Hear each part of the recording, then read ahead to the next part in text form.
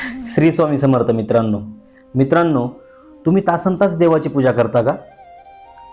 पण तुम्हाला माहिती आहे का, एकदा अक्कलकोटमध्ये स्वामी समर्थांनी त्यांच्या सगळ्यात मोठ्या भक्ताला चक्क मठातून हाकलून दिले होते. स्वामी असे का रागावले, किंवा त्या भक्ताने अशी काय चूक केली होती जी आपणही रोज करतो? हे माहिती करून घेण्यासाठी ही कथा शेवटपर्यंत ऐका. चला तर मग कथेला सुरुवात करूयात. एकदा स्वामी समर्थांचा एक खूप कट्टर भक्त मठात येतो.